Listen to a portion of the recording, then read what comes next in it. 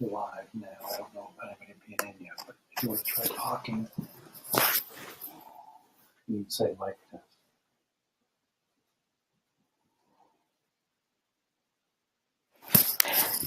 Good morning, any early birds here to the Power Plotting Workshop. This is Mary Buckham, and we're a few minutes early. I wanted to make sure that I open the doors and welcome those who came early. Grab a cup of coffee or libation of your choice, and we'll get going here in just a few minutes. But if you are here at this time, could you let me know if you hear my voice? Just simply type in your name and where you hail from. The places where you type is on the right-hand side in the chat bar. We actually look like we're starting off to a great start with a number of people already in the classroom. So thank you. I appreciate that. This is, again, hi, Deidre, from wherever the next job is. I love that. Olivia is from California. Krista from Louisville.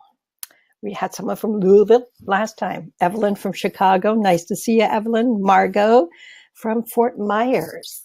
We're going to have a great group. Dana from the UK. All right, if you can hear me from there. When I was starting out as a writer and I would send off manuscripts to editors and agents, they would always say, you have such a strong voice. And I assumed that meant that they could hear me when I shouted for the kids. Jack, wonderful to have you. Jack, I'm going to say Ohio. Marion from Montana. Bet it's much nicer there, Marion, than when we were doing this in February in the snowstorms. So, Philadelphia. Okay, I didn't realize that. That's nice. Elizabeth from the Carolinas. See, we have a wonderful group here. Again, we just have a minute or two to let everybody else. Marion, you had snow this week. Well, that's the way we know that it's Montana. So my husband was born and raised in northern Idaho in a little crack between mountains.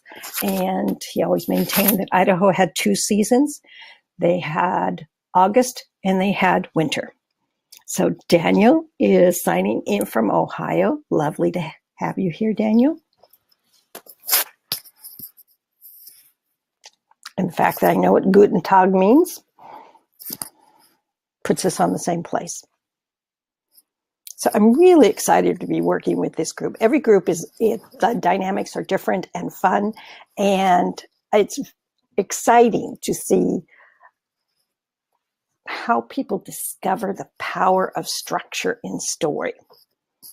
So I don't want to be talking about too much before everyone gets into the classroom.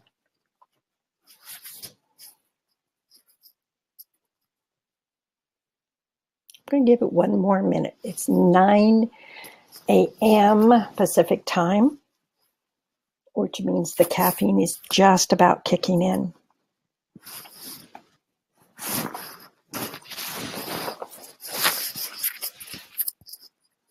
I have a few points that I want to make sure as people are getting in and settled into the classroom so that we're comfortable as we proceed.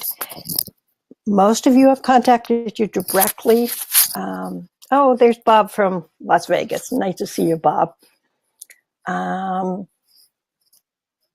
Most of you have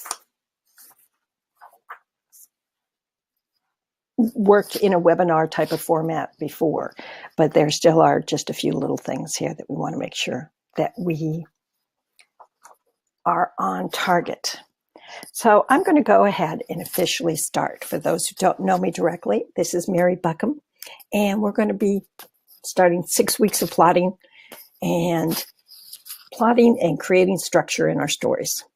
So one of the things I want to be clear about is that the people who host this program, Webinar Jam, have changed their replays a little bit, and they take away the chat bars. So for those who are like Dale in Australia and a way different time zone, I want to make sure that everyone has a chance to hear what's going on. So I am planning to restate each posted question as I answer it. So if you come up with a question, I will be restating it so that those who will not have access to the chat bar will know what we're doing. So just keep that in mind as we move forward, that when you listen to the replay, it will not have the chat bar. So if there's something that you want to make a note as we go through, that's perfect. The link that you use to get into today's session is the same link that you'll use for every Saturday session. So if you have a chance, be sure to copy it or save the email in case you do not see your reminder email for each of the remaining sessions. Tech Guy is going to be adding everyone into the Tuesday question and answer. That's at 4 p.m. Pacific time. And you'll get an email with a separate link to get into that. So I apologize, but it's treated as a totally different webinar. So we're going to copy that link as well as the link that you had today.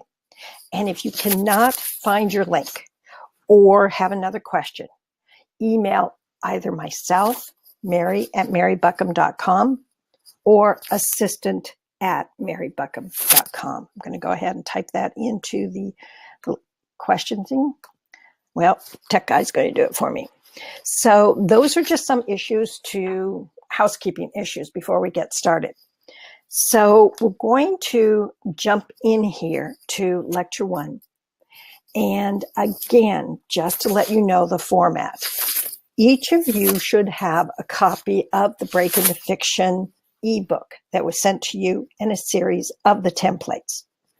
There are 11 plotting templates, and there are 2 templates that we're going to dive into today, the one on character and the one on conflict. And those are lettered templates, template A, template B.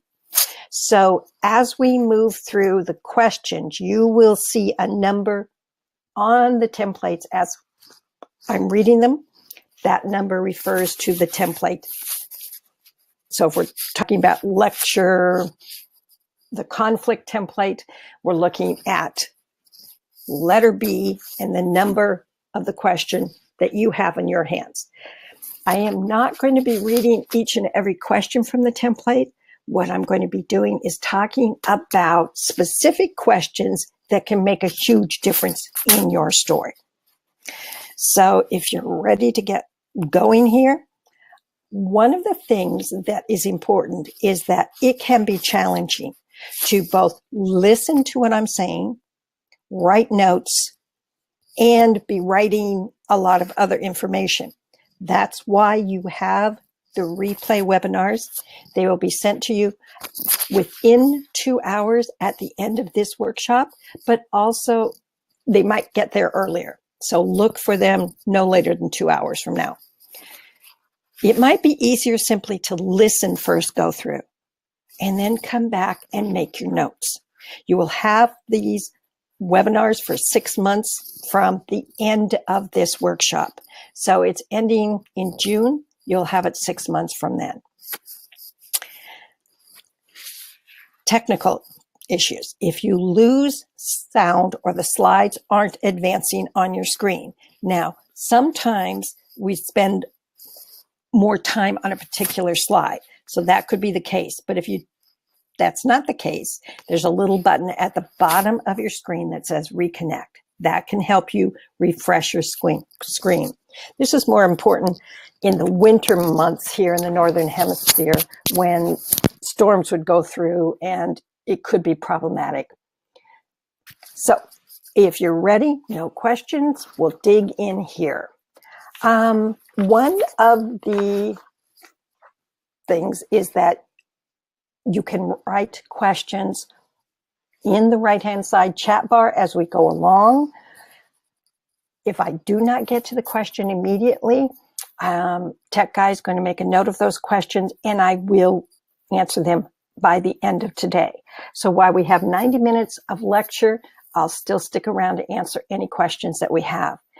If you come up with questions after we close up or listen to the replay, go ahead and just send me those questions. Again, I can receive it at assistant@marybuckham.com or at mary@marybuckham.com. And I will answer them directly, but also on Tuesday's question and answer. What we're going to talk about in today's workshop is meaning of character-driven plotting. We're going to look at the structure of commercial fiction. We're going to talk about the biggest mistakes most writers make and external versus internal conflict. Character-driven plotting. Basically, what this means is that if you change your character in your story, in most stories, that is going to change the story. There are some exceptions to this rule, but even in those exceptions, let's say a Regency romance. A Regency romance, the hero is usually in a position of power, a duke, a spy, a baron, whatever. And the woman usually is in a position of less power. So she can be the average character in Regency England. Now, to someone who is not an avid fan of that particular subgenre, it may seem like same character, same type of situations. But for the avid reader, that's not the case at all. So I'm going to make a de facto, change the character, you change the plot. And the example that I often use is that your daughter is bringing home the love of her life to meet you, the parent, for dinner. And she walks in the door, and the man that she loves is O.J. Simpson's son. Now, just the fact that you know that his father was assumed to have done spousal abuse at the minimum, that as a parent could make you very leery of having him as a son. All right. Now, if you had her walk in the front door and she's bringing in Prince William or Prince Harry, probably not Prince William because he's already married. That could be problematic, but that would make a very different story. But Prince Harry, you have a totally different story. And the only thing you've changed there is the character. So keep that in mind. If your character is interchangeable, then what that means is that you haven't gone deep enough in your character. Commercial fiction is driven by the protagonist, their particular fears, their particular belief systems, and their particular challenges. So if you change the character, those three elements are going to change. We're going to talk about the structure of commercial fiction. I'm going to get into more detail that in a minute. Biggest mistake most writers make, they make their character, their protagonist, passive, where things simply happen to them, then your character reacts. Working with a writer recently, her character at each of the major turning points in the story, instead of the character making a hard choice, making a decision, having a hard choice, making a decision, and then taking an action, that character all of a sudden someone else in the story would bring the problem to the character. And then the character had to fix it. That is passive. And passive means you're making your reader wait to find out what's going to happen to your protagonist. And at one time, why that might have been acceptable, more and more, we expect more from our entertainment. We expect to be pulled into our stories.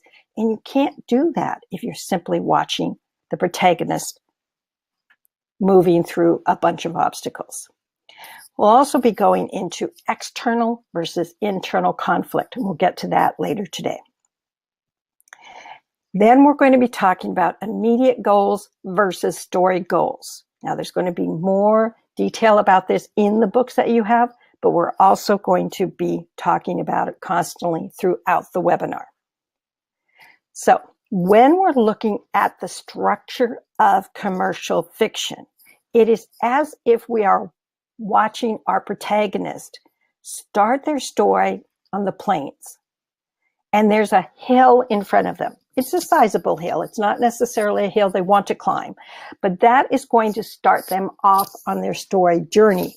On the plain, you have an inciting incident, you have a choice to make, and that is what's going to lead them to take the action there at the top of that hill. Now, once they reach that plateau, they find that there is a bigger hill, maybe a small mountain at this point. They are going to be moving forward to reach that mountain, which again incurs more risk. And that risk starts changing them, the choices that they're making at this point. Then they get to the top of that mountain there, and they think that's as far as they have to go. This is the midpoint of the story, the crisis point of the story, and they discover, oh no, there's really one bigger mountain that they have to climb. And that is what leads them up to the black moment if you're writing in a romance field, the climax if you are writing anything else in commercial fiction. So these are the templates we're going to be discussing that correspond to those particular plot points or twist points in your story. So you will hear me time and time again referring to template 1, where your character starts their story, template 5, where they have a decision to make and take a specific action that sets them off. At this point, they're moving from the setup of story to the second act of story. Template 8 is when they take an action there, they think that's all they have to do, get that far, and they realize there's more to be done. That is the crisis point of your story. If you open any novel about halfway through the story, you can see this about 20, 25 pages on either side of that. But there's still more to happen. And that is what brings them to that do or die moment, that black moment, that climax of the story. One last push, one last, I don't know if I can do it moment where they have to. We're not talking just a moment. We can talk about a series of moments. We're talking chapters here, not just one scene or one chapter that gets them over that hurdle. And because of that, the reader knows that this character has changed because of the process of external events that you put them through during the course of the story. Now, let's see how this plays out in looking at your whole story. Most published authors know that editors and agents talk in terms of story word count, not number of pages. And the reason being is if you are Susie Q, new writer, and you're saying 25 pages, the editor doesn't know, is that 25 double space pages? Is it with the certain spacing on the side? Is it Times New Roman, or is it some funky word format that means that the writer can squish as much as possible in there? So if you do not know what the anticipated word count is for your story, there are ways to find this out. Now, right here, I want to ask a question from each and every one of you. What are you writing? Not the story itself, but where in a brick and mortar bookstore would this story be found? Would it be found under fantasy, urban fantasy, sci-fi, young adult, children's book, romance, whatever you have? Because that's where you begin to find out what it is you are writing and what the word count expectations are. So Deidre, humor essays. So we're looking at a much shorter word count there. Evelyn is writing a mystery. Olivia is writing an English mystery, YA fantasy, fantasy for Jack, romantic suspense, great. Daniel, I think it'd be horror. Excellent. This is the kind of feedback I need, because this is where we start to get clear about what it is you're writing. So if you're writing something along the fantasy lines, you're talking about more world building in your story. So a 50 or 60,000 word fantasy is a very short story. Fantasy is one of those, depending on the type of fantasy, tends to be larger word count. If you're writing a shorter story, essay, that type of thing, you might be writing at 30 words or 30,000 words. So if you don't know your word count, what you do is you type into Google and you basically say average word count of historical fiction. Average word count is paranormal romance. Okay. Danielle. Okay, it looks like we have a Daniel too. So we will get your name fixed so that you will be a Danielle as well as a Daniel in class. So I apologize for that, but we will fix that for you. Thanks for letting us know. So the question that Danielle posted, comment, is that her name was posting wrong. So the point here is what I'm trying to show you in the structure of a story. Let's assume your story is 60,000 words. In that 60,000 words, beginning of your story starts at 0 words. Duh. That's an easy one. First twist point, that first hill that the character climbs and takes a specific action that starts changing their world and enters the second act of your story, is roughly at 15,000 words based on that 60,000 word count. And by 15,000 words, it can start at 10, 11,000 and go to maybe 17,000. Now, midpoint of the story, the crisis point of the story, the second twist point of the story, same words to describe the same thing, is going to be roughly at 30,000, which means you're probably starting somewhere around 23 to 25,000 words, and the scenes are ending around 35,000 words. Then your black moment, your climax, your do or die moment, 3/4 of the way into the story, is around 45 to 50,000 words. So again, that's going to be starting around 40,000. It could end as late as 57,000. And then you have your wrap up of your story. So we're going to be looking at that constantly. Going to repeat that here. This is an 80,000 word manuscript. Any more 80,000 words is considered a larger manuscript, except for fantasy stories, the bigger sword and sorcery type of fantasy, because of the world building required.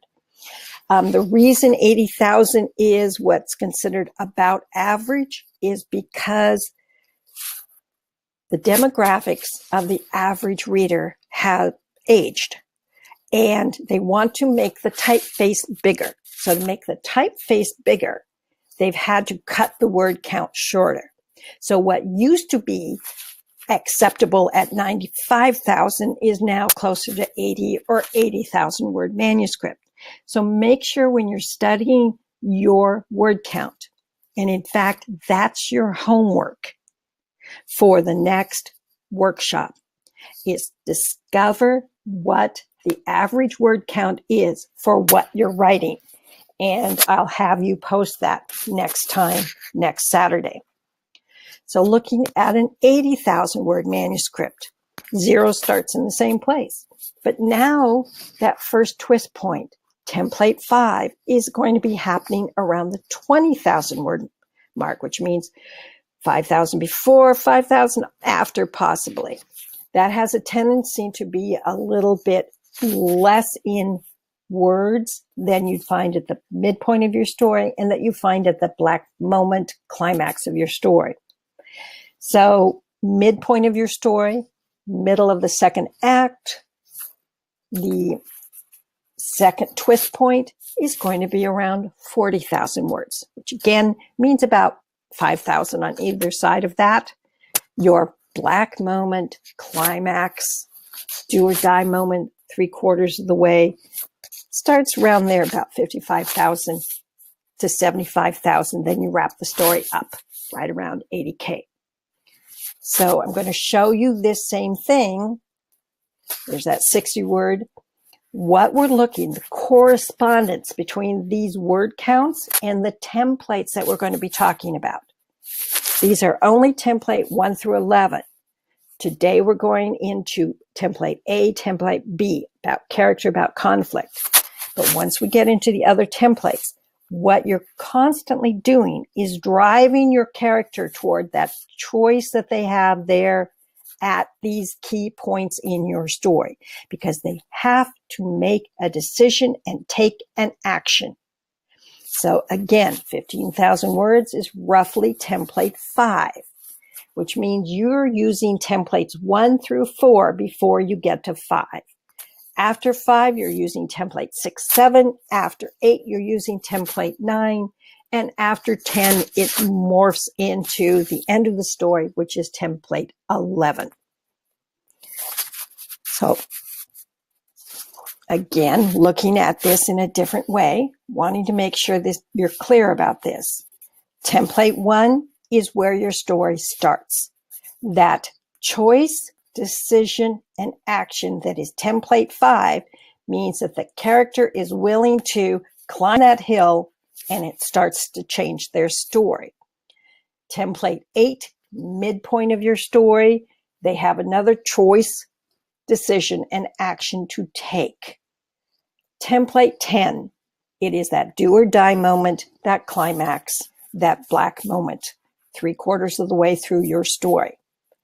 Now, at each of these key places, there is a hard choice to make, but it gets harder as the story progresses.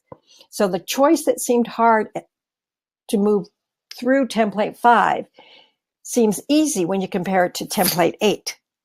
The choice that you make at template 8 seems easy compared to what they have to deal at template 10. So you're increasing the risks, you are raising the stakes, and as a result, your character, your protagonist, not every character, your protagonist is going to be changing. So do I have any questions at this point? Are we all clear as mud, or have I lost everybody?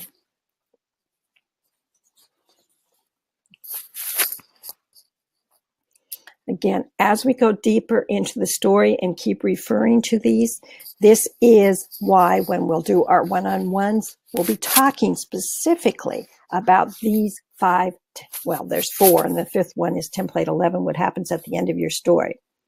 Olivia, great question, Olivia. Does this change if it's a series?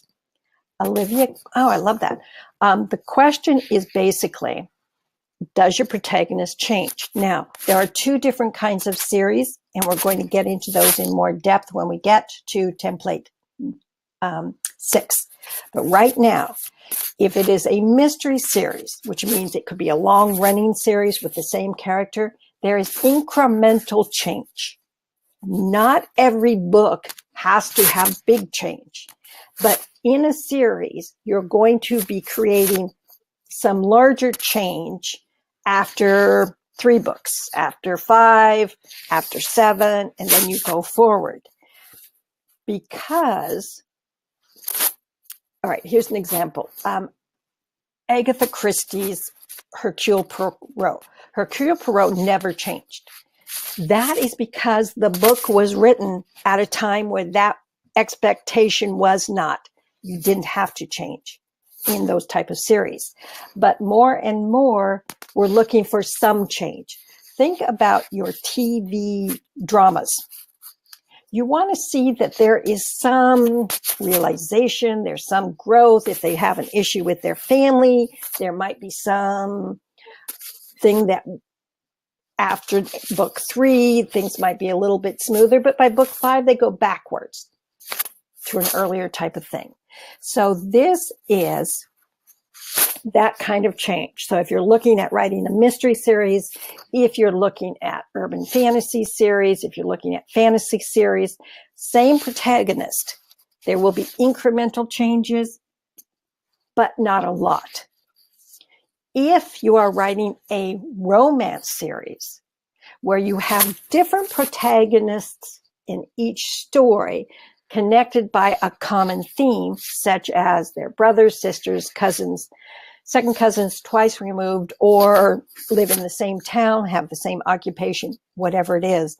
In those cases, that kind of series, very clearly, yes, there is change in each and every book.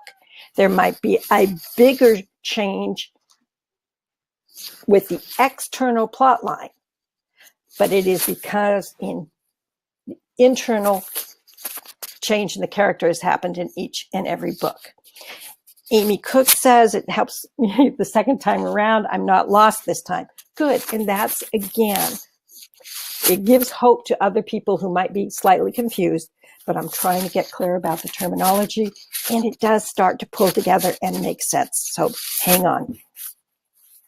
So good question, Olivia. I appreciate you asking that. Now we're going to dive into template 8. So if you look in your Break Into Fiction book, whether you have the ebook, which I know you have because they sent it to you, or the print book, which some of you do have, look for these questions that I'm asking and template A. Now, each of these templates has a purpose. There's an intention of what is happening in your story at key locations. So the reason it clarified the purpose is, why do we need this template? Why do we need to understand this concept? And once we get into template 1 through 11, why does it have to happen at this point of your story?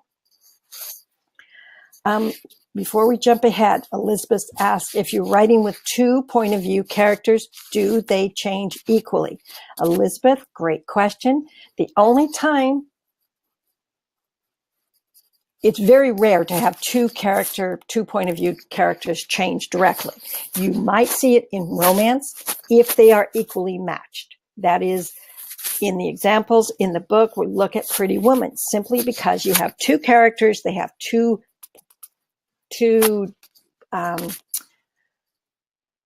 different character arcs that are changing. So there is an example of where it does.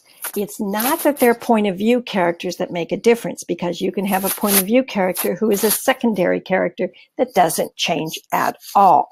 So we're looking and talking about protagonists. In romance, you always have 2 protagonists. In other stories, you may have a primary protagonist and a secondary one. The primary changes, the secondary does not change as much, or the secondary does not change at all. But basically, if they are a protagonist, there's going to be change, not point of view protagonist. So I hope that helps there. So we're looking at the character template, and the purpose is to develop your main characters, particularly your protagonist or protagonists if you have more than one. Basically, think along these lines. If you have a protagonist, expect change for them. Otherwise, they are a secondary character with a point of view. So, looking at the character template, we want to be looking at what they are lacking internally to be a more complete human being, what their core beliefs are, and to learn what drives the character to action. 3-dimensional character strength in your story. Number one issue that I see over and over again is writers do not really go deep enough in their point of view of their protagonists. So you're using the templates the way I would recommend the first time through. Use it on your primary protagonist. Then go back if you have a secondary protagonist. So for an example, if you have in Pretty Woman, you would probably use it on Richard Gere first because he changed the most. Then you would go back and use it on the Julia Roberts character. You might use it on your antagonist, particularly, that's why we watch the Bourne Identity. You have this protagonist or antagonist who is going to be a real impediment to the protagonist of the story. So if you have a strong antagonist, you might want to use the templates, or at least template 1, 5, 8, 10, and 11 for them. If your villain is a very strong villain, you find this again in a fantasy type of situation, or if you're writing in a historical novel and you're pitting the King of England against the King of France, one is the villain in the eyes of the protagonist, whoever's story it is, and if they are going to change, and the other one because the villain. So you may want to have those 1, 5, 8, 10, and 11 templates filled out for them. Danielle, I'm just going to say Daniel, ask, what about if there are plans for there to be scenes where the protagonist isn't involved in the scene? That simply means that you have a point of view character. Daniel, we're not going to be talking about scenes at this point. We're talking about who is driving your story. So they don't have to be in every scene. You can shift over to an antagonist point of view depending on what type of genre you're writing. So we're not looking at the scene structure just yet. We're looking at the story structure, the big picture. Then you decide where those scenes fit within that big picture. So if there are scenes where the protagonist isn't involved, then you have a secondary character. Are they an antagonist? Are they a villain? Are they simply a secondary character? And they can have scene goals that are going to pit them against the protagonist. But that is different than what we're talking about here. We're talking about looking at that big picture of the story so that you can see that your primary protagonist is driving their story all the way through. Okay, I hope that helps, and thanks for the clarification there. So as we move into the character, first question we're asking, 2 or 3 adjectives that define this character. Not externally, but internally. For example, if you have someone in law enforcement, what kind of attributes do they have? An internal attribute is responsibility. They're responsible. It might be they're a risk taker. These things are all within them. They eat donuts is an external. You know, they being a control freak, internal. Being loving the red siren on the top of the patrol car, external. So yes, cynical, that's a great. Give 2 or 3 adjectives, and there's a point to this. We're going to get it in just a second. So each of you go ahead and be thinking about what 2 or 3 adjectives best define your protagonist. So Daniel, if your protagonist is cynical at the beginning of the story, I'll show you how that comes into play here in just a bit. So second question you want to be asking and thinking about is, what does your character believe about his or her everyday world?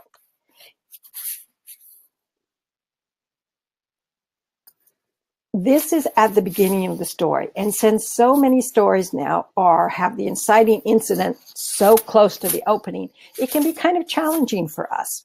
So what we're looking at is, think a week before the story started. Do they like their job? Do they think about Kindergarten Cop. Does Kindergarten Cop like kids before the story starts? No, not at all. What does he believe? The kids are messy and loud and doesn't understand them. So look at your characters. Look at what they believe about their world. Because, okay, Daniel, you have a zombie-filled world. That's not enough of a belief. So it's zombie-filled.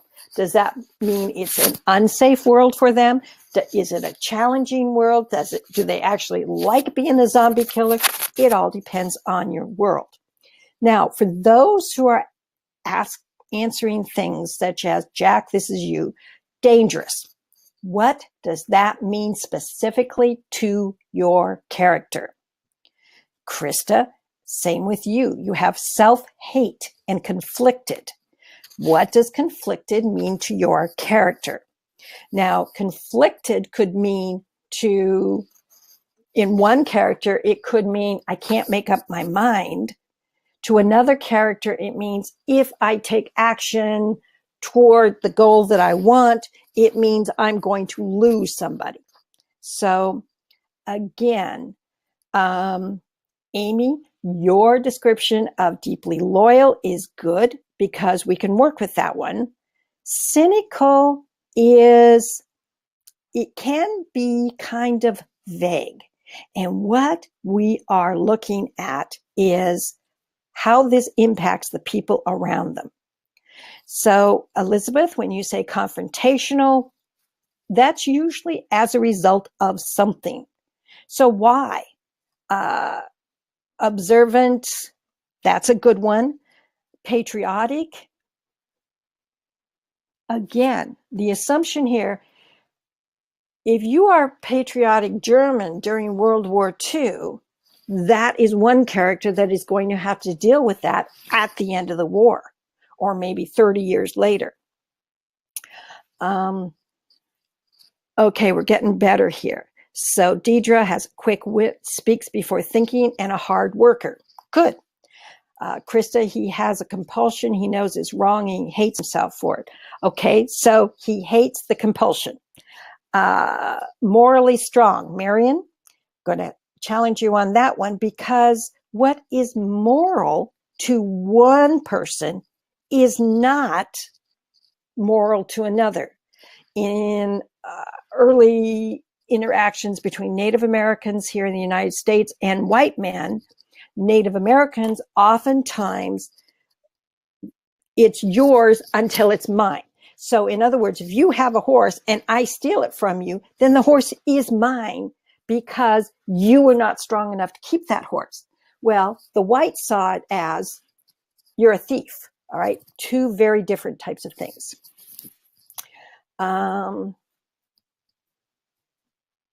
We're getting some great. Olivia, haunted by a past bad decision. Okay, so that's what they believe at the beginning of their world. Let's go deeper into what do they believe. So Olivia, I'm going to use you as an example. Haunted by a past bad decision. What do they believe about that? That once you make a bad decision, you always make a bad decision? Once you've made a bad decision, then it will always come back to haunt you? Once you've made a bad decision, you cannot fix a wrong? Go a little bit deeper here. So Daniel, protagonist has to deal with the fact that his best friend killed his wife and daughter with a zombie. All right. So you're getting closer here, because now it has to do with what does he believe about his everyday world. He cannot trust anyone, because if you could not trust your best friend, you can't trust anyone. See, a little bit deeper. Amy, too many familiar burdens, so no time for himself, needs more money, and is expecting a promotion that will help in more time and more money. So what the belief system that familiar burdens do not allow you any time for yourself. There's a belief system based on what you're saying here. belief system needs more money. Okay, so why? I need more money. I believe that if I get more money, then I will get more time. I believe. Okay, so be asking yourself about the belief system behind the personality traits. So, Deidre, you have someone who is working hard to do a good job. You're getting it here. Will be rewarded. So there is a belief system. If I work hard enough, then I will be rewarded. This, why it's important is as we go deeper here, we're going to find out, pit him against that belief system that's going to cause problems. Jack, you came back with a good, deeper view. Dangerous, you took it from the vague to the specific. It means the world is full of traps and you cannot trust anyone. That belief system is you cannot trust anyone because the world is dangerous and full of traps. Okay? So we're getting better here, guys. I really appreciate you working hard at this. So be asking yourself and be going deeper, challenging yourself, not simply to simply say, I hate the world, or I'm impetuous, or I am this. What do they believe that's driving that? Next question is, what does your character say is their strength?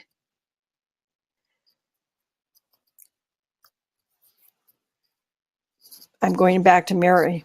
Question from previous. Marion says, the protagonist wants to kill to protect the family, but knows that it is immoral for a wizard to kill. Now we have conflict. Okay, so this character believes that it is wrong for a wizard to kill, and he is a wizard. But at the same time, he realizes that if he doesn't kill, his family may suffer. So we've got conflict right there. So what would your character say is their strength? Krista, real love doesn't exist. People who are supposed to love and nurture you like parents have ulterior motives and only act like they care. Okay, Krista, that's going to impact your character. So you're going to go, it basically can be summed up that if you love, then if someone says they love you, then they have an ulterior motive. That's bottom line. So in this case, it's because of their backstory with their parents. So Deidre says the strength is in mental abilities. But what does that mean, Deidre? Does it mean he's extremely intelligent or she is extremely intelligent, high IQ? What does mental abilities mean? Daner, he's always prepared and decisive. Now, that's good because this can be impacting somebody else.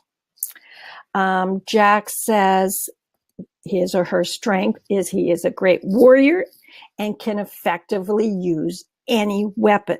Now, Jack, this is wonderful because the next question, because whatever your character is going to say is their strength, someone else may see it as a weakness. And this is where we get to dig in. So I'm going to use Jack as an example here. The protagonist is a great warrior. Now, what is the flip side of that? How could someone else see someone who is a great warrior? What if you need a diplomat? Someone who has the ability to see more than one side. Someone who's willing to compromise. Oftentimes with a warrior, it can be black or white. Because with a warrior, it could be you follow orders. Or if you give orders, you expect those orders to be followed. So to someone else, that can really change. So Deidre says the ability to learn new things quickly. Okay, so that your character grasps things quickly. That's a strength. And apply the new knowledge to her work. Okay, that's great. Because it could, think of it this way. When we look at this next question, what would the character say his or her weakness is? Now, Deidre, I'm going to use your example here. Your character has the ability to apply new knowledge, to learn quickly and apply it to her work. That sounds like a wonderful trait to have. But someone else working with her may see that trait as, if you have a tendency to work very quickly, grasp things, and run with it, others who are not that quick with it can assume that your character is being, there's a snap judgment. They may be jumping in before they know enough. They may be careless, different ways to look at it. That's what we're looking at here. So be thinking about this.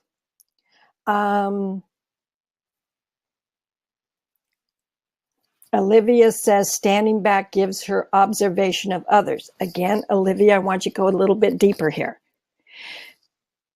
because you know what you mean by gives observation of others, but it might be too vague, because I can stand back and I can watch people at a parade. I'm observing them. If I'm in law enforcement, it's one kind of observation. If I am a psychiatrist, it might be a different kind of observation.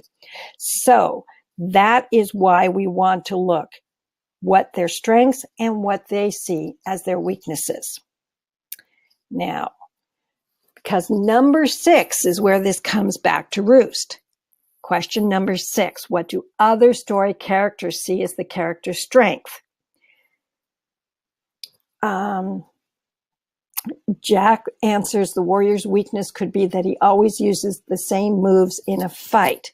Now, that seen by another character could be that he is hidebound, that he is not willing to learn new techniques, that is kind of an external type of thing more than just internal. So simply because, go a little bit deeper, Jack, because this is why you can get stuck in the story, is that without going deep enough to actually realize what is driving this character. So how does other characters see? Jack's answer as to his warrior strength is that other characters can see this in a different way, that he always uses the same moves. Now, if Jack's character has been successful with these moves up to a certain point, and then you got a new warrior on scene who uses different moves, you're going to have conflict and complication. So here we go. Marion says his weakness is that he feels overwhelmed at times. That's from his point of view. All right. So how do others see his strengths? They may never see him being overwhelmed. They may never see that piece of him. So it might be because of that, he's very contained. The reason we want to get clear about your character is that this is what can create conflict, internal or, like in Jack's character, external, driving your story.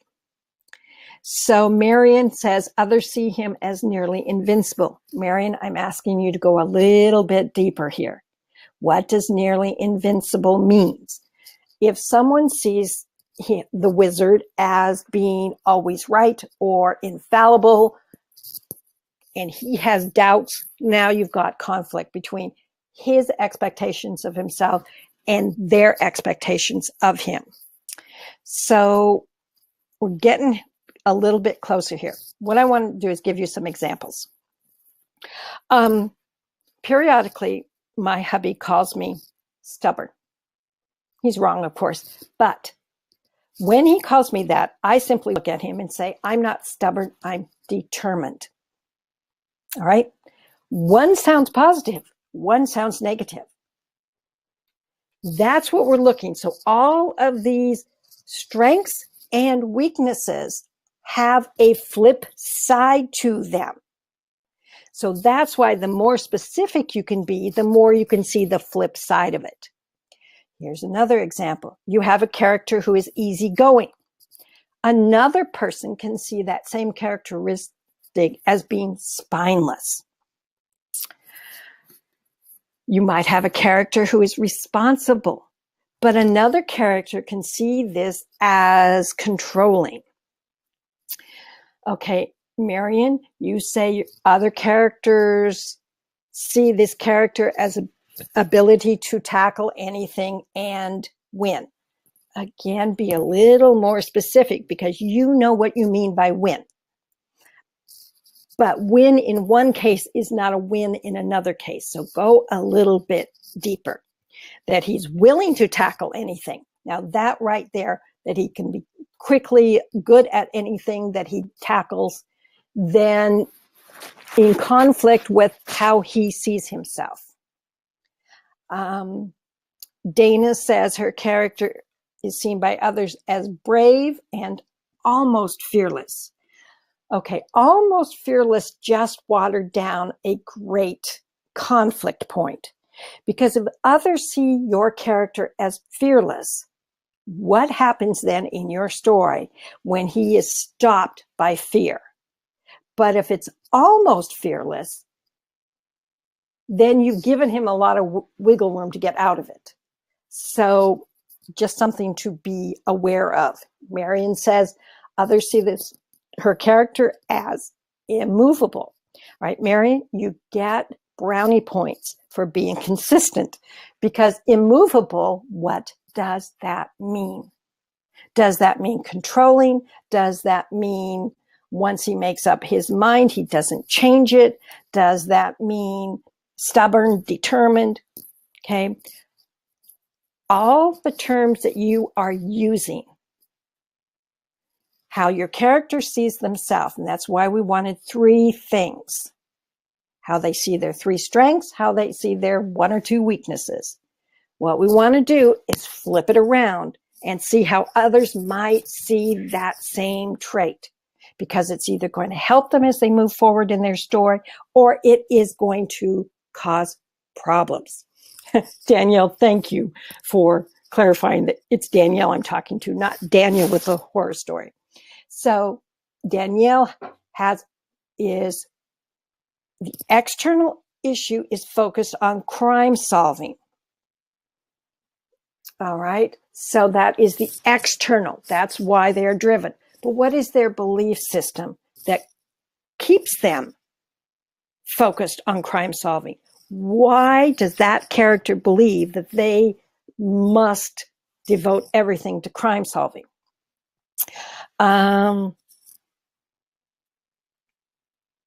Okay, Marion says he's stubborn and determined. That's basically the same trait, Mary. Stubborn and determined are the same trait. So if he sees himself as determined, they can see him as stubborn. If he sees himself as brave, they can see him as foolhardy if he runs headfirst into trouble. If they see him as controlling, he might see himself as responsible. That's what we're looking to do.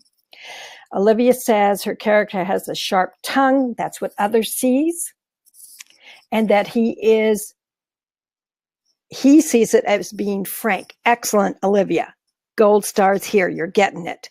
So he sees himself as being frank. He calls a spade a spade. He has a belief system. It's important to know exactly where you stand. So he sees himself as being frank, being forward, being clear. Others see him as having a sharp tongue. He sees himself, or she, sorry, I don't know which it is, but sees himself as being curious, where others see the same character as being nosy. That's exactly what we're looking to do here.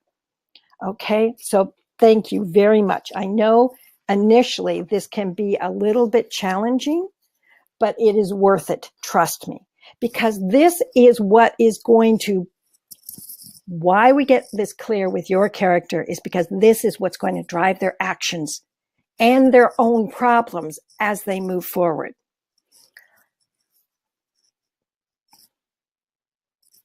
And okay, I'm going to catch up on some of these questions that were posed. Marion says he has doubts about himself and tries to hide it. It makes him more controlling, but he sees himself as responsible. Excellent, Marian, right there. He sees himself as responsible. Responsible mean I have to control everything for the sake of others, because he knows belief system. He knows life is not safe. It is not, there's still going to be problems, but others see it as controlling. Now you have clear conflict by what others are going to be seeing him as. And it also gives you room for character growth. Deidre says her character, others think she makes assumptions and doesn't consider everything. So this is your character that learns quickly and is quick to act on that learning. President Theodore Roosevelt was exactly that type of person in real life. People did not trust his decisions for a long time because he was so quick to assimilate and then act on the information. Where others saw it as a weakness, it was a strength for him. Jack has a character who is protective, which again, others can see as controlling. Absolutely. They can also be smothering. Oftentimes, if someone says they have a mother who's protective, other people might think it as smothering, especially if you're in your teens. So these things are what, again, mistakes that I see over and over again, because we as the authors have not gone deeper and more specific into our character. That then what happens as we go deeper into our story, they start morphing all over the place. They start at the beginning of the story as being protective, and then after that first plot point, they become wary. Okay, they're wary. Now that could be part of protectiveness, but not always. Or they could become having lots of doubts. And the reader then is kind of wondering, when push comes to shove, what does this character believe? And what kind of troubles is that going to get them into? If the character believes it's a strength, that can get them into trouble. If other characters reveal that this is a weakness and it has its downside, then the reader, it foreshadows for them exactly what your character might have to face. Now we're asking, how are you going to create or show reader sympathy for your character in the opening of your story? Blake Snyder, in his book, Save the Cat, talks about this as that give your reader a reason. They don't have to like your character, but give them a reason to want to know more about your character, want to create empathy, raise a question for them that says, I want to follow along with this character. Again, recently I worked with a writer, and her character was going to seduce a young woman, marry her, get her pregnant, and then take the child away from her because her brother led to his brother getting killed. Now, that was going to be a bit of a challenge to think of this person as a heroic love interest. Another example is a writer who had in a romance, the hero had syphilis. Now, it was at a time in history that it was very clear that already known at this particular time is that he willingly knew that he was marrying a young woman who was going to be syphilis free when he married her. He was going to expose her to it, possibly kill their children because of it.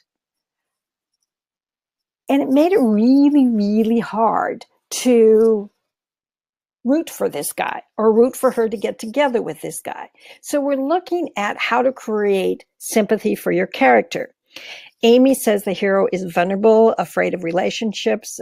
Everyone is left to him, either in reality. Others see him as remote and emotionless. So that's good. You've got that great conflict there between what others see him and as it's a protective thing that he has.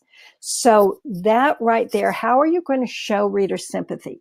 When you have a character, a protagonist that others see as remote and emotionless, you're not going to go into his point of view and say, I am really just protecting myself. So how are you going to show it?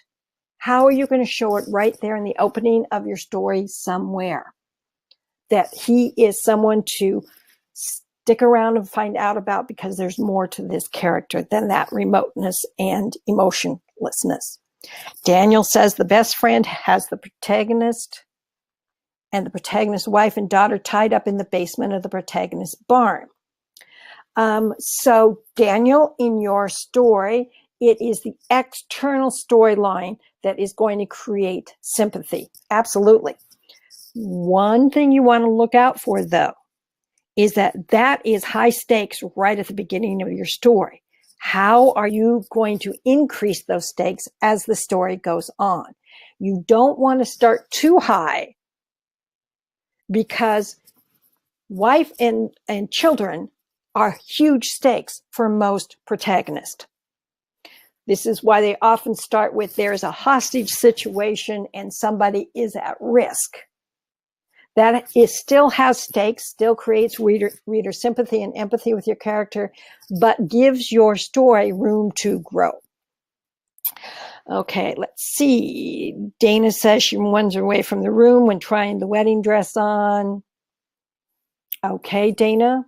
And that raises a story question, so that is good, but why should we care?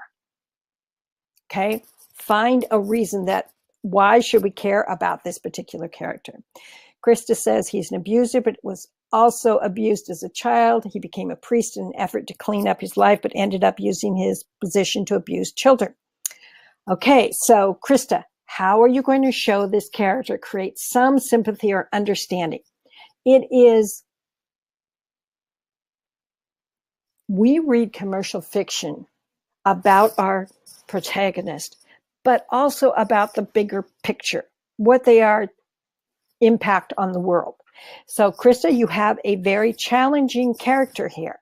That doesn't mean that you cannot find a reason to create empathy. So now if you have an abuser, but on the other hand, he fights for justice for some reason or something, then you've got which one's going to win out. But if you simply have an abuser, why would I, as a reader who doesn't know your character as well as you, continue to read about this character? Marion, he is unable to locate the kidnapped child of a friend and believes that he should have found her. So Marion, sympathy for him is that he should have found this child, the missing child, the kidnapped child. So yes, that can work there. Margot, she seems self-centered at the beginning, but she's heartsick when she can't save someone with her healing powers. Okay. Again, if you show her heartsick about this, then others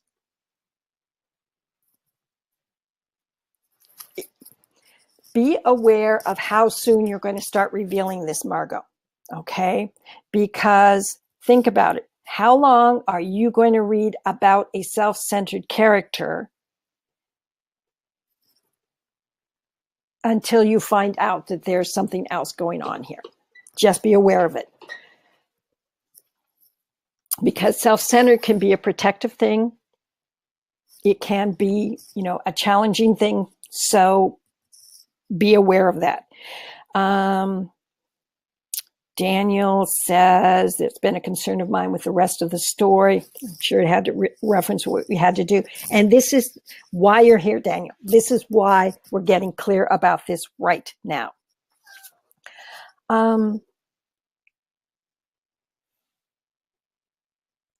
Olivia says, story question in opening paragraphs. Olivia, could you clarify that question? Are you asking if the story question is in the opening paragraphs? Are we talking about inciting incident? Or are we talking about something else here?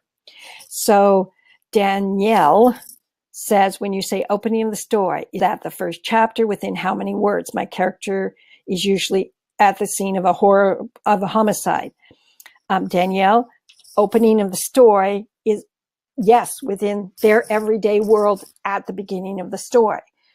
They are, if your character is a homicide investigator, that's their ordinary world. So absolutely in the first opening scenes, opening pages, so that we have something. We'll go into more detail of that when we get to it. Jack says his character has just escaped from enemy captivity, and that was very arduous. All right.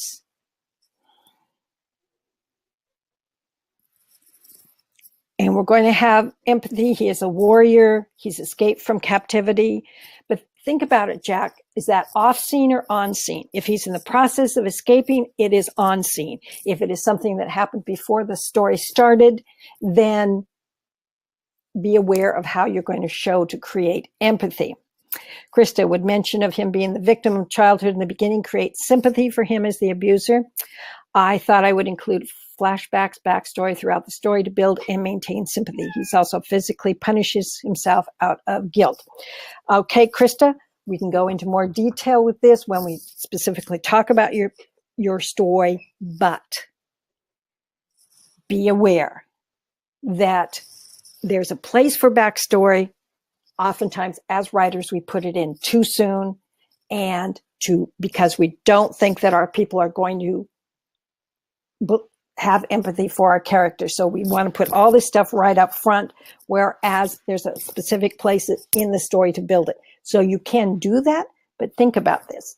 The place that most backstory belongs is at template 4, which is right before template 5, which is a quarter of the way through the story.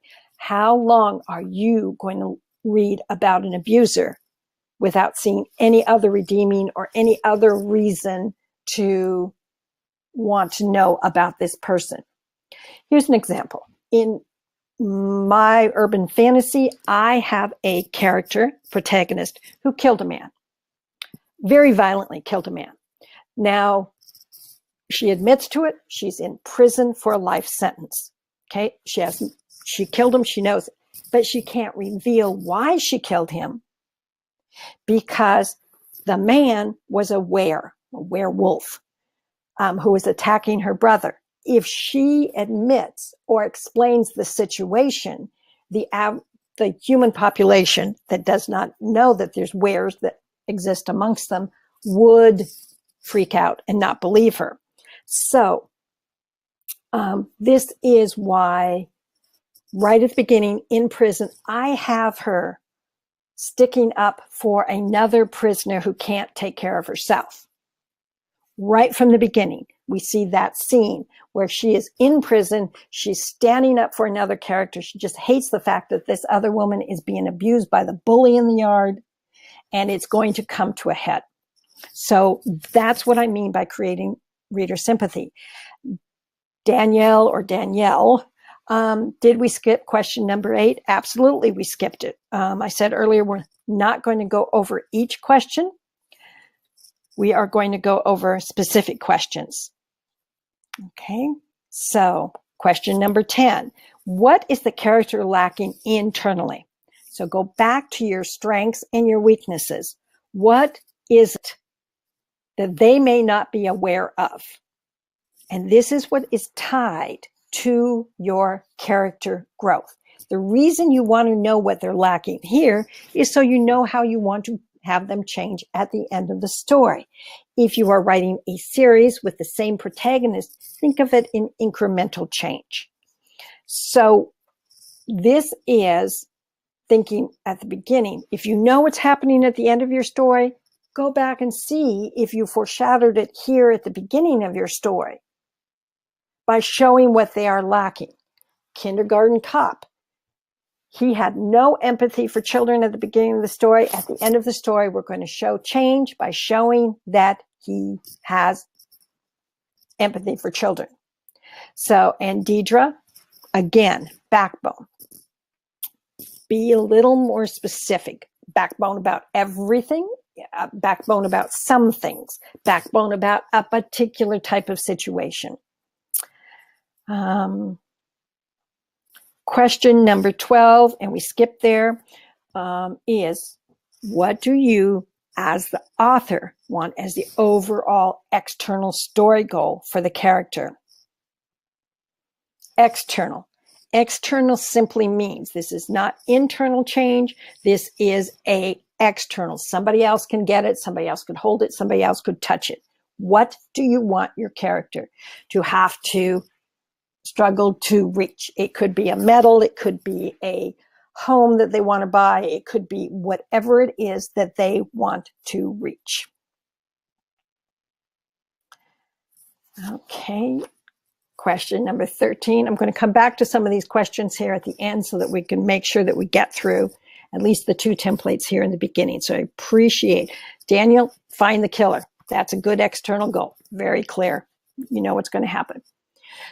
13. What will happen if this character does not reach his or her external story goal that you as the author know must be attempted? Now we say that you as the author know. If you looked at the movie Pretty Woman, Richard Gere's external goal that he believes he's trying to reach is buy a company and sell it. The goal that we as the author want in that story is him to buy the company and run it. So what's going to happen if they don't reach that goal? So Daniel, pretty clear, if your character does not stop a killer, that killer might kill again, depending on the type of story it is. What does your character want externally at the beginning of the story? Now here, right here, we're starting in to think about what's going to happen quarter of the way through your book. So if the, thank you, so it's Danielle with the killer. All right. Okay, and Danielle, tech guy tells me he will fix it. It just has to be at the end of the session. So the killer will keep killing. That's a good external. If I don't stop this one, it's going to keep having a problem. So in your story, what is the first choice that they're going to face? They're going to have an inciting incident. They're going to have a choice. They're going to have a decision to make, and then they're going to take action. If it is an action that is easy for them to take, make sure it turns out nothing like they expect. So in Danielle, if it is business as usual, they know that this protagonist is in law enforcement or deals with homicide and is going after a killer. But something about this particular situation might be different, because the person that they have to interview right up front might be a friend, might be someone who is important to them, might be the father of the woman that they are involved with and already have antagonism with. What is going to happen there at a quarter of the way through your story? Give an example of how this character will change or grow internally by the end of the story. All right. This is to show character growth. At the beginning, you show that they were wary. At the end, they might be a little more open and welcoming. If it's a series, they might not be really welcoming, but a lot more welcoming. If any of you have read the book, A Man Called Ove, O-V-E, I'll type that story in so anybody. General fiction. All right, good. So in that story, he starts the story as a clear curmudgeon. By the end of the story, he's connected with his neighbors and have changed lives as a result of this change within him. So be thinking of this as you start your story. What will be different externally for the character at the end of the story? I'm going to make something up here. So I'm going to use from Jack's story. He has a warrior in his story. Okay, if at the beginning he prides himself on his ability to be a warrior, But what happens if in the midpoint of the story, he loses an arm or he loses both legs? All right. Or even at a quarter of the way into the story, he has got to face this totally different world. So at a quarter of the way through the story, he loses his self-identity because he was injured in the line of duty. So the next midpoint of the story is, I'm going to learn how to do something here, maybe be fitted for prosthetics or sign up for the Special Olympics, whatever it is.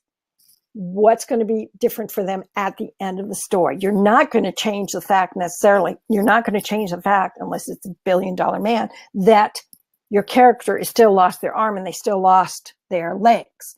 But you're going to see them in a different light. And that's what this question is about. So I'm going to jump into conflict here. Then I'm going to come back to all these great comments and posts that you're putting. So I hope you hang on here, because these two templates are what's going to get you going with your character. And I can see that you're already getting clearer.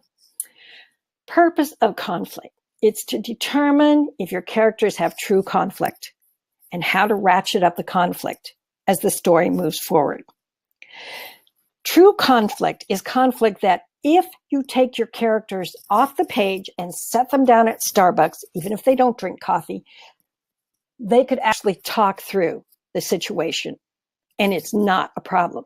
Too many writers, another big issue, use squabbling, use she doesn't like him, he doesn't like that, arguments. It is not conflict. So what is the character's immediate external goal at the beginning of the story? When I say immediate external goal, I'm talking about that next major plot twist template. So in this case, template 5. You're driving them from the opening of the story just to template 5. That's all they can see in front of them. So Margot is stop the murderer. Margot, that sounds like an overall story goal to the end of the story. So be more specific here. So stop the murderer, if you're writing a mystery, is end of the story goal. It is not an immediate. What are they going to do immediately? Are they going to interview somebody? Are they going to arrest somebody, even though it might be the wrong somebody? What are they going to do? This is what we're talking about right here. So this is why we're getting kind of clear here. We're at not even at number 1 yet, but what are they going to do right there? So Olivia, defend self against accusation of murder. Be specific. They can defend themselves by simply saying, I'm innocent. Be specific. Daniel, to get away from the best friend and get to safety. Now, what's more important? Get to safety is what I'm thinking. Marion, find out why the child was kidnapped. Okay, I'll get back to that in a bit here. Amy, get a promotion, because that promotion means more dollar. Okay, excellent.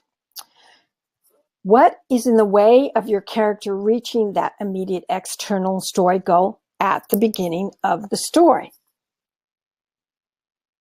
If it is easy for them to reach that goal, it's not a strong enough goal. You don't want it too big, but you don't want it easy. Why? Because as the reader, we want the character to be challenged. We don't simply want them to easily reach their goals, because it is when they are under pressure, when they are facing obstacles, that shows their true self. So,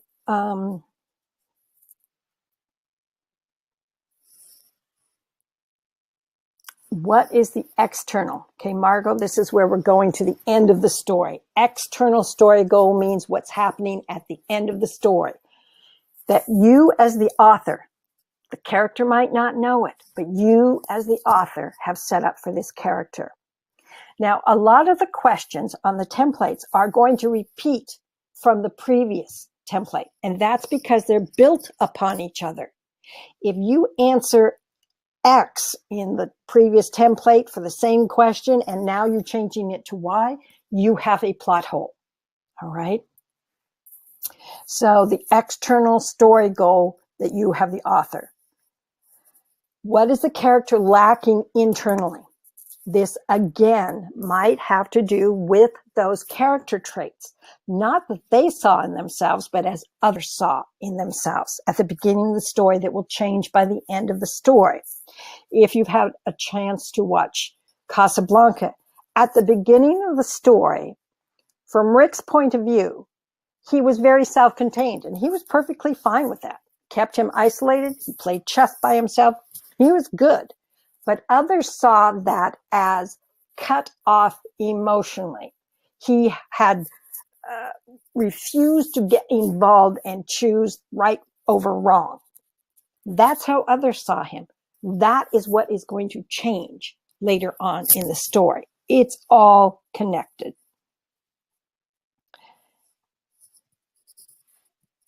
Okay, how will the first decision and actions this character takes toward that immediate external goal impact their internal character growth? We do not change quickly overnight. So don't make the change too big for your character here. That's how internal character growth evolves through small baby steps.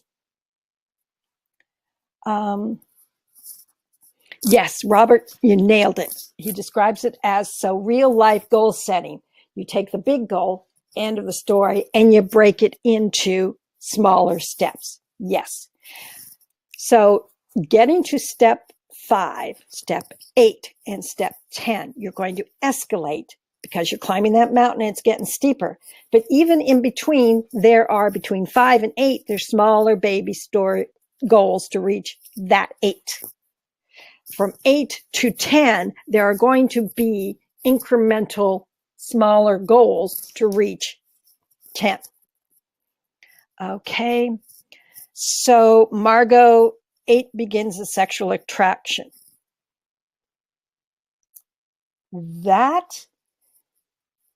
Okay, we're looking at template 5 at this point, but the sexual attraction has to go back to what he's missing in 5 or in before the story starts. So what is he missing? Okay, belief system. Now this is important. A belief system can create that internal lack. A belief system is, and we went when we were talking about way back here in that where we first started talking about characters, what belief system? That was question number, boy, it was way back there. What we're looking at, what do they believe about their everyday world? What belief system? Belief systems read like this. If, then.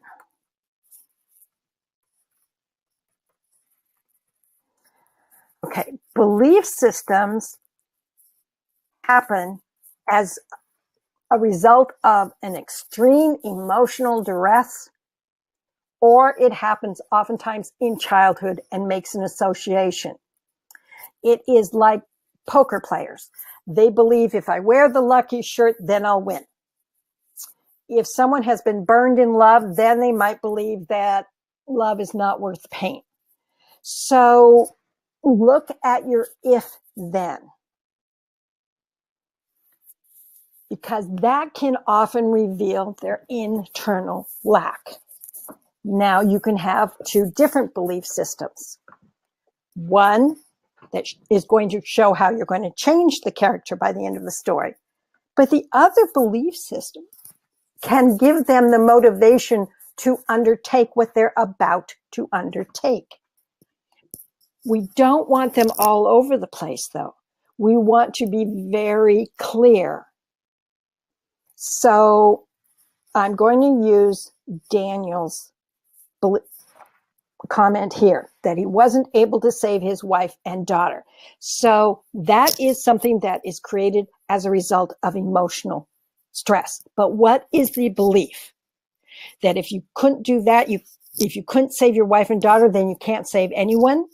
If that's what your story is, then yes, that's the belief system. That's what has to change by the end of the story. If he believes that if I can't save them, then I will save others, or I'm personally responsible for saving others, whatever the belief system is. So go deep on that belief system there. Okay, there we go. Now, we got through 90 minutes, these things. Now I'm going to go back to some of these questions and comments to make sure that we have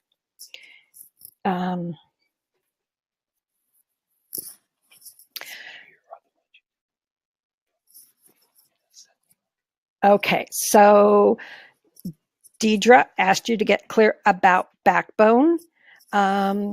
Margot describes, even though she is a healer, she has little empathy. So that's what you want to change in this character. And there's a reason that she might have little empathy, and it is as a protection device, whatever it is. Elizabeth, the assassin, must decide to follow the orders of the emperor to kill the person telling the truth about the abuse of the emperor, but the person she must assassinate is her father. That's a great conflict, Elizabeth, right there. Because every step she gets closer to killing her father, she's getting closer to following the orders. So if she believes that it is the orders matter, and now she has to either choose between the orders and her father, you've got great conflict driving the story. Jack thinks the character thinks women can't stand up for themselves. He sees them as victims and himself as the great protector. Okay, Jack, where did the belief system comes in here? Why does he believe this? Okay, he's got to see it as more than if his mother was a victim, if his wife played the victim, something. Go a little bit deeper here. Daniel, find the killer. Again, Danielle, it is an overarching external storyline, and the killer keeps killing. Margot, more people will die from the one-way magic. So that sounds like an overarching story goal to the end of the story, not an immediate goal to stop. Daniel, to survive, and if he can get revenge, we kind of talked about that. Margot, to track down the source of the dark magic. Okay, Margot, okay. So the overarching story goal, the reason that they must do this is that more people will die from the runaway magic. Track down the source of the dark magic. Now, is that an immediate story goal? Or can that sounds like a big story goal. That might be middle of the story that they think they found it. But the immediate story goal is go to X place where they believe the dark magic is, and going to that place will not be easy to do it. Elizabeth, if she doesn't kill her father, others will come to assassinate him. She now becomes a protector and a traitor. Great. I love it. You're getting that. All right. Amy Cook, the hero wants a big dollar promotion so he can put his mom in the high-cost dementia home. He doesn't get the promotion, not enough money, sells his houseboat to buy a duplex for his mom to live with him as a full-time caregiver. Okay, so in your story, Amy, the first story goal is get that promotion, and it's not going to work out. All right. So when he fails on that, his whole story changes as a result of it. So that's really good. Margot talks about her protagonist will begin to let people into her heart and learns to trust. Margot, into her heart and learn to trust. Get clear about which one, because you can let people into your heart, but that doesn't necessarily mean that you trust them with your money. or you can let people into your heart, but it doesn't mean that you're going to trust them with your life. So I want a little more clarity there. Jack is, he will change his attitude towards women. I hope so if he wants to survive. Deidre, she is able to stand up to bullies and helps her new boss survive business political fight. So one is the internal, how the change is going to happen. And the second is the external, because she's able to help her boss survive a political fight. And that forces her to stand up to bullies. Krista, my character won't win his battle. He will be discovered dead by the antagonist. Okay. Krista, you have the character who is the abuser.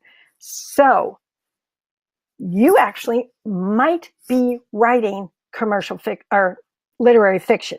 So I want to go back to that in just a minute here. Her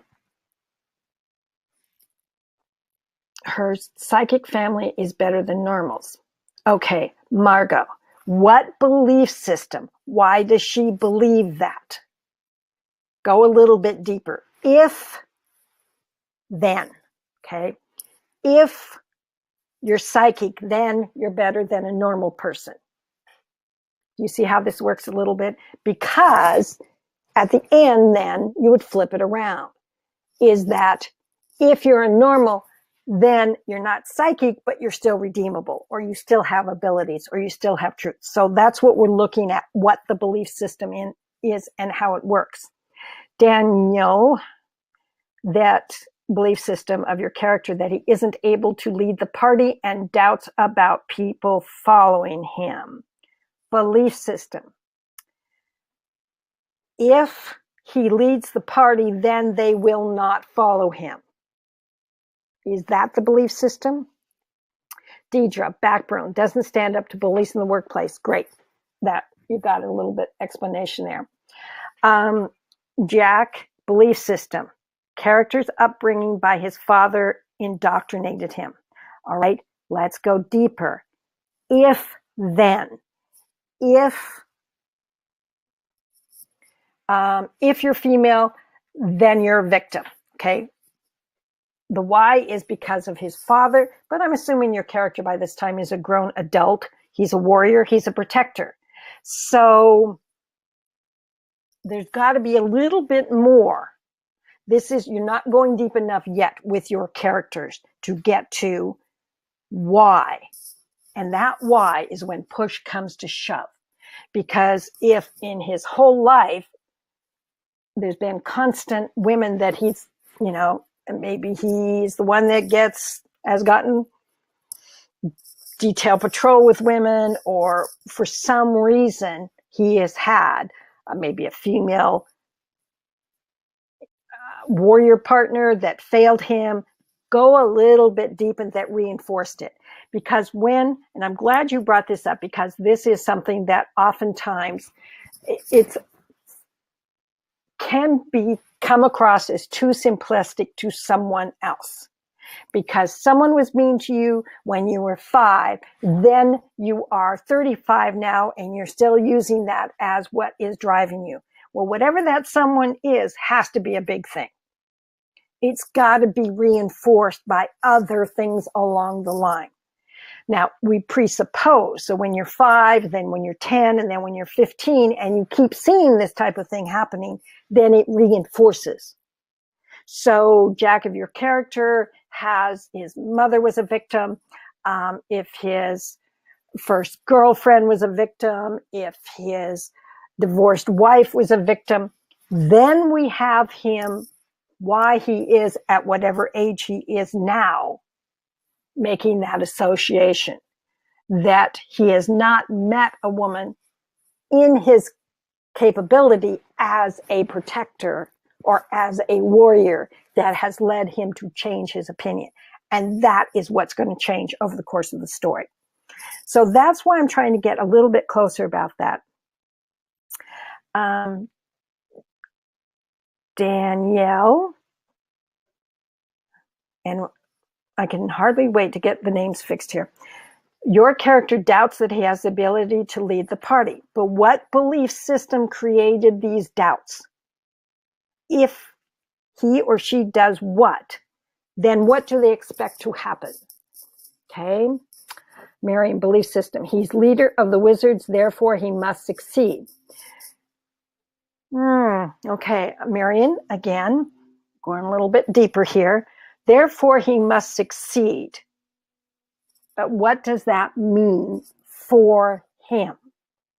Okay, it's almost too big that if he has to succeed at everything, then why are we going to follow this character? Because do you see how the word succeed can be a little bit vague? Well, not a little bit, but a lot bit vague. And that's going to confuse the reader there. Danielle, I said justice should be served as the belief system. Okay.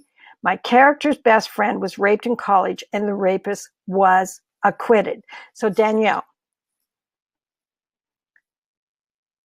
this is actually a conflict here, because if you have a character who believes that justice should be served,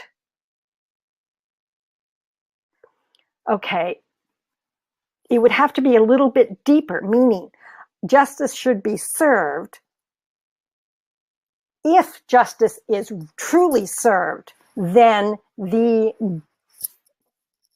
villain, the bad person, the killer, whatever, will be made accountable. Now that creates vigilante justice. So that's why getting clear about the belief system matters here. So justice will be served is the shortened version of the belief system, and I'm wanting you to go into why. So if justice is served, then there's no such thing as an acquittal. There's no such thing as a loophole in the law. There's no such thing as getting just a little bit clearer there. Olivia, physical problems show inner trauma. Stammer when stressed or blinks too much. So are we talking about the belief system here, Olivia? Because that doesn't sound like a belief system. So I'm not sure what that answered there. Might have been something that was said earlier.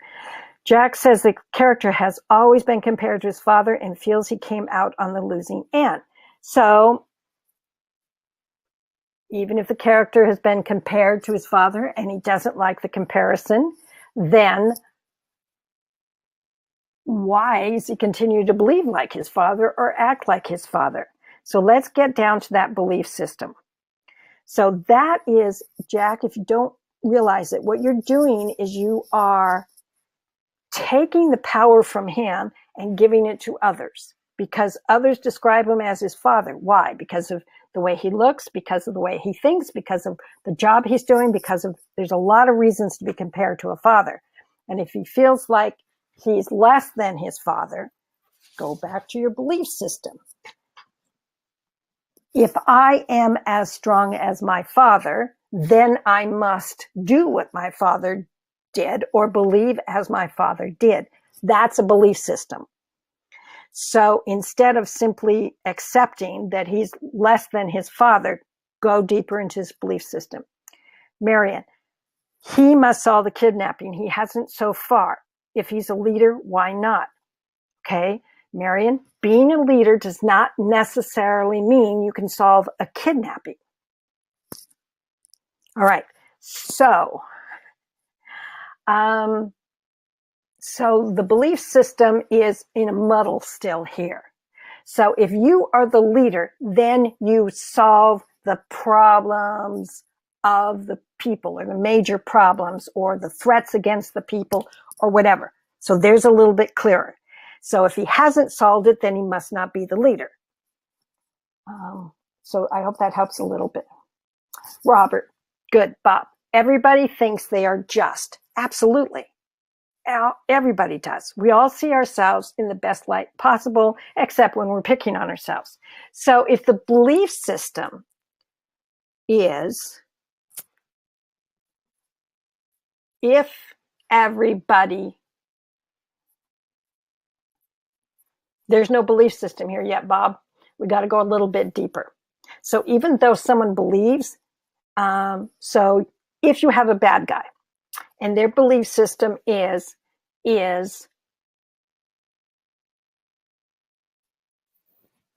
something along the lines of if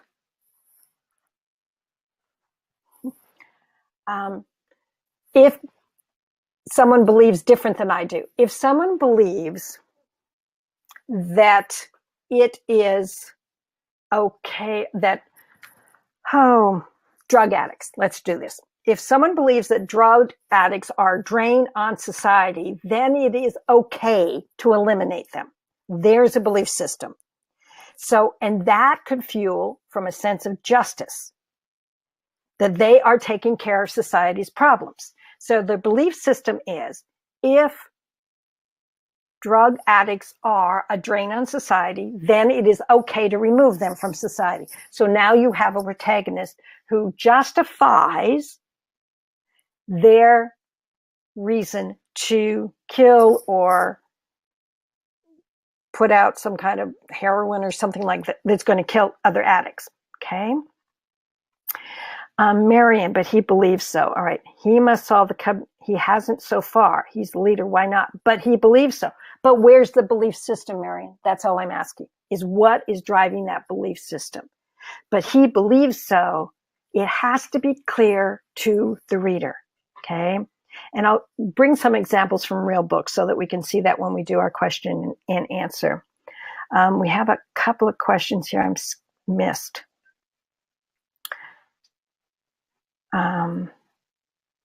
So Olivia, I appreciate your,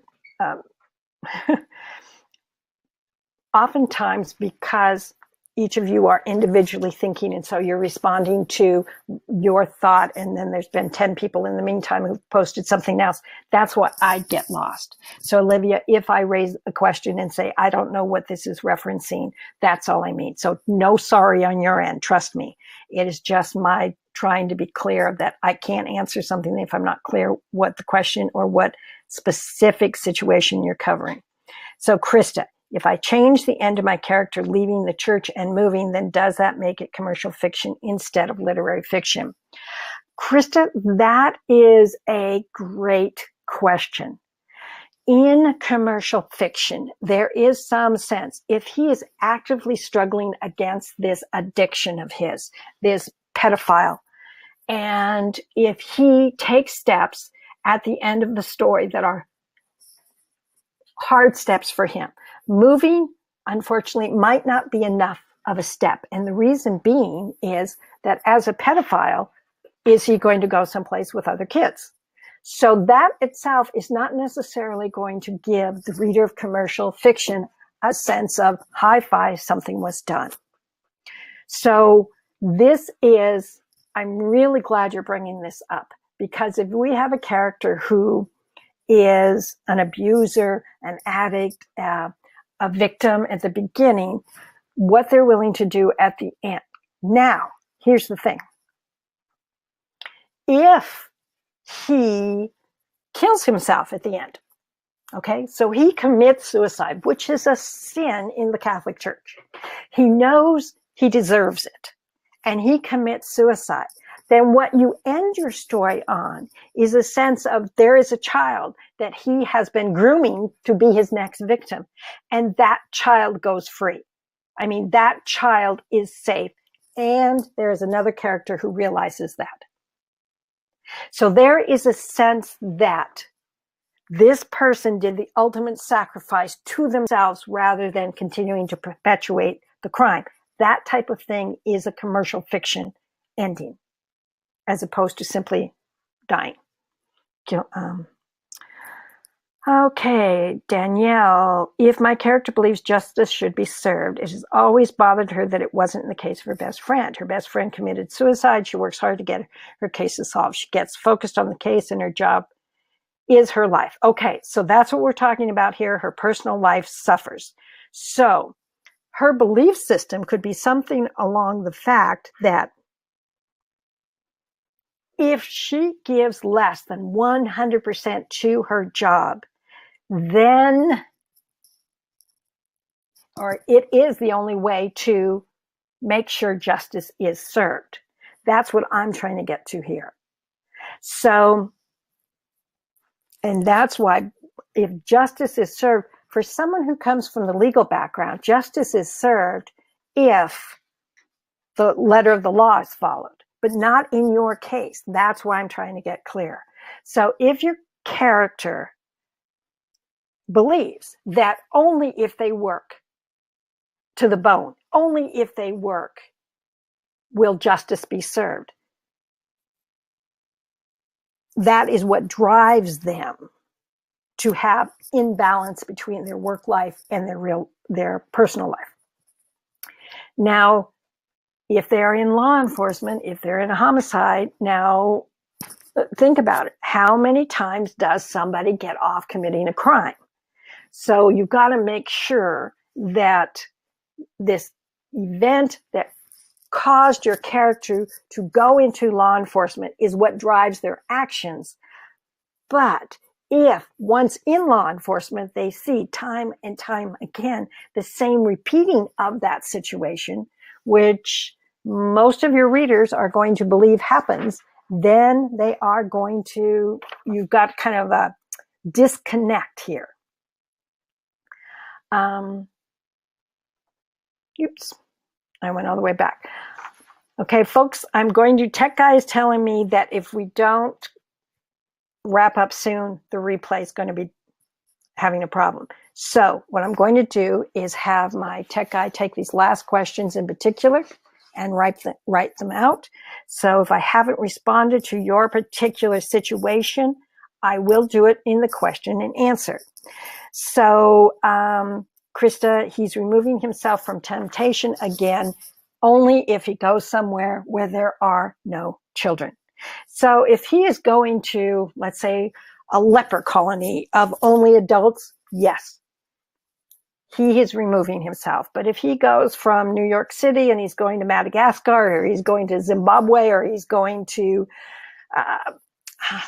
Beatrice, Nebraska, there are going to be children. So it's going to be hard for the reader to believe that he's actually going to stop being a pedophile.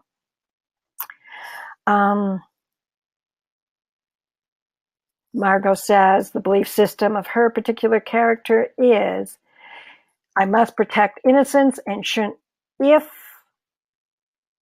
I protect innocence, then I shouldn't marry them. So the belief system has to do more with, if I protect innocence, then I should not get romantically involved with them. Okay, getting a little bit clearer. Do you see the difference here? Because right now you have, if I protect innocence, then I shouldn't marry them. But then that's why we have to get just a little bit clear. Oops. Okay, Elizabeth, the protagonist, as a child, saw her mother beaten and killed by a village mayor, and justice was not served. Her father did nothing. That's when she decided to become an assassinator. Okay, she believes she must right wrong done to the people. All right, good. Belief system. To fight wrong, then I must belong to the emperor's assassins as the strongest opportunity to right wrong.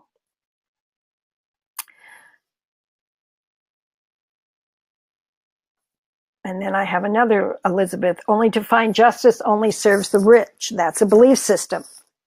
But that is not going to, if you're rich, then Elizabeth, you need to work on that one a little bit, because I can't figure out the belief system there.